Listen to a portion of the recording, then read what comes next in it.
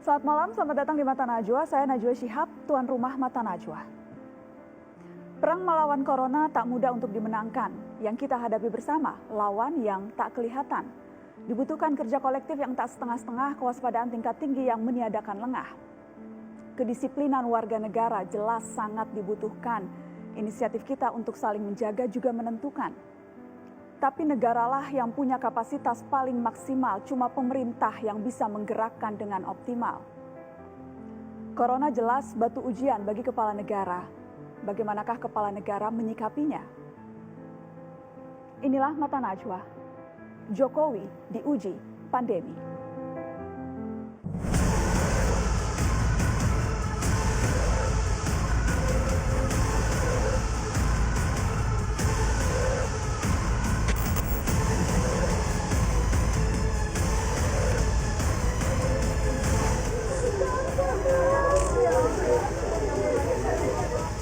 Dan yang terakhir mengenai bantuan sosial untuk 1,2 dimulai di DKI terlebih dahulu.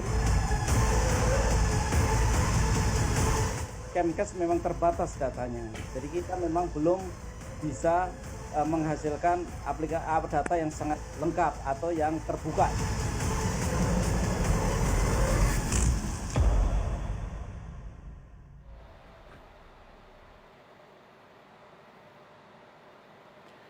Jokowi diuji pandemi, itu tema Mata Najwa malam ini. Virus corona yang terus menyebar dengan angka-angka yang juga terus bertambah di berbagai daerah. Pandemi ini bukan hanya persoalan kesehatan, tapi juga menyangkut banyak sendi kehidupan. Beragam masalah yang muncul mulai dari data yang dipermasalahkan hingga tarik ulur keputusan yang membingungkan. Kesiapan ketahanan ekonomi dan sosial juga menjadi pertanyaan publik. Di Istana Merdeka, saya mempertanyakan persoalan-persoalan itu langsung ke Presiden Republik Indonesia, Joko Widodo.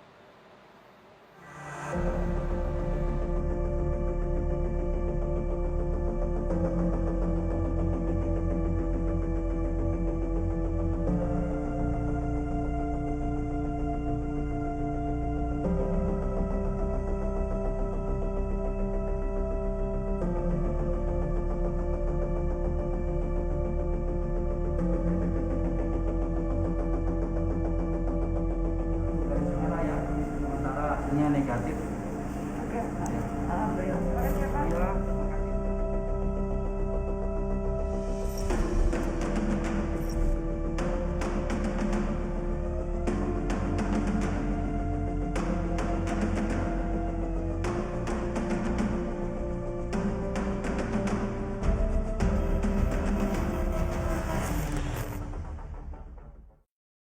Bapak Presiden, terima kasih banyak waktunya untuk kami, Bapak. Terima kasih, Mbak Nana. Sehat-sehat, Bapak? Alhamdulillah, baik, sehat. Alhamdulillah, itu yang paling penting saat ini, kesehatan. Bapak, saya ingin langsung evaluasi. Apa evaluasi Bapak Presiden atas kebijakan PSBB yang sudah diberlakukan di sejumlah wilayah, Pak? Sebagai ilustrasi, perjalanan saya ke istana, masih ramai jalanan, Pak. Seperti kota normal saja, tidak ada pembatasan. Ya, saya melihat di lapangan, pasar masih ramai. Kemudian saya kemarin baru muter juga di Jakarta bagian utara juga, terminal masih ramai. Kemudian juga di Bogor saya melihat juga mirip-mirip sama yang sudah melakukan PSBB. Artinya apa? Ya sebetulnya aktivitas itu, mobilitas itu yang harus dikurangi. Ya. Tetapi juga yang paling penting aktivitas bisa dilakukan, tetapi jaga jarak. Penting sekali jaga jarak. Itu yang namanya physical distancing, social distancing. Jaga jarak itu sangat penting. Yang namanya pakai masker itu sangat penting. Jauhi kerumunan itu penting sekali. Dan jangan lupa setiap kegiatan apapun habis itu cuci tangan itu penting dan itu saya sampaikan berulang-ulang. Ya, himbauan itu sudah disampaikan jauh-jauh hari, Pak. Kampanye intensif soal bagaimana harus di rumah saja, belajar dari rumah, bekerja dari rumah, beribadah dari rumah. Tapi dalam prakteknya seperti tadi Bapak Presiden akui, ini sekedar himbauan saja tidak cukup. apakah memang akan ada instrumen lain yang digunakan oleh pemerintah untuk memastikan PSBB ini akan bisa efektif? Saya kira instrumen di lapangan yang kita gunakan kan memang sudah TNI dan Polri untuk awal-awal menegur dalam transisi, memberitahu. Tetapi ini kalau memang nanti kita anggap masih belum cukup, ya mungkin ada step berikutnya. Sampai sejauh ancaman kurungan atau ancaman denda seperti yang memang sanksi itu ada di Undang-Undang Karantina Kesehatan, Pak? Apakah berpikir instrumennya sampai memberlakukan hukuman ancaman Ya kalau sanksi? nanti dalam sosialisasi kita anggap memang sudah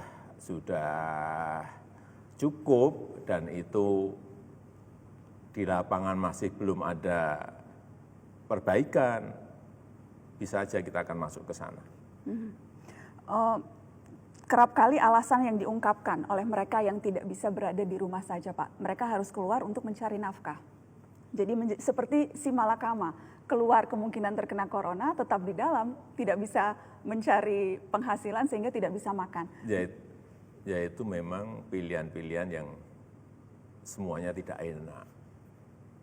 Dan kita semuanya juga harus menyadari bahwa di luar itu masih banyak buruh harian, pekerja harian, pedagang-pedagang asongan, pedagang-pedagang mikro yang hidupnya harian. Ini juga yang harus menjadi hitungan, menjadi kalkulasi kita. Jangan sampai kita ingin menyelesaikan sebuah masalah, tapi muncul masalah baru yang lain yang mungkin bisa lebih besar kalau kita tidak hitung dan kalkulasi. Apakah budget negara, anggaran negara kita cukup untuk menjamin kebutuhan hidup penduduk, Pak Jokowi? Karena kemudian ada yang menilai kebijakan yang diambil yaitu PSBB itu karena tidak mengharuskan pemerintah menjamin kehidupan rakyat. Jadi karantina wilayah yang sifatnya gratisan dari pemerintah. Bagaimana Bapak? Kalau yang namanya karantina wilayah itu kan sama dengan lockdown. Artinya apa? Masyarakat harus hanya di rumah.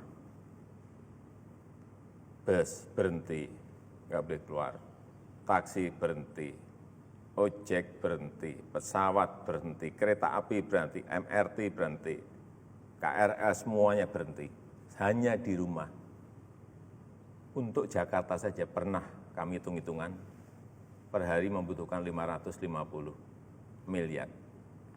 Hanya Jakarta saja. Untuk menjamin kehidupan seluruh penduduk kalau karantina. Dan kita kalau Jabodetabek 3 kali lipat, itu per hari.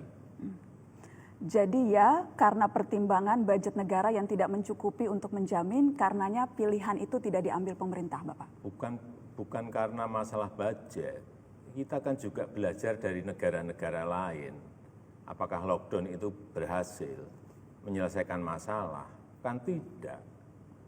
Coba tunjukkan negara mana yang berhasil melakukan lockdown dan bisa menghentikan masalah ini. Nggak ada menurut saya. Mana? Tunjukkan. Nggak ada, karena setiap hari saya selalu ada briefing kertas yang di situ informasikan mengenai negara-negara A, B, C melakukan apa, hasilnya apa, kemudian di sana kasus positif berapa, yang meninggal berapa, ada. Saya setiap hari ada informasi mengenai itu. Jadi dalam memutuskan sesuatu, sekali lagi bahwa setiap negara itu berbeda-beda. Tapi bahwa karena karakternya berbeda-beda, tingkat kesejahteraan berbeda, tingkat pendidikan berbeda, tingkat kedisiplinan berbeda, geografis berbeda, kemampuan fiskal juga berbeda. Jadi nggak bisa kita suruh niru-niru negara lain. Dan sampai saat ini saya melihat tidak ada formula yang pasti yang bisa menyelesaikan masalah COVID-19 ini. Setiap negara mempunyai pendekatan yang berbeda-beda, tapi yang terbukti efektif adalah ketika pengetatan itu dilakukan secara lebih tegas, kurvanya melandai, Bapak Presiden. Kurva pertambahan pasien positif itu melandai. Itu terjadi di seluruh dunia, walaupun dengan tingkat skala yang berbeda-beda. Ya, oleh sebab itu saya sampaikan, tingkat kedisiplinan itu sangat menentukan. Disiplin yang kuat itu sangat menentukan. Yang urusan yang sering kita sampaikan, belajar di rumah, bekerja di rumah, beribadah di rumah,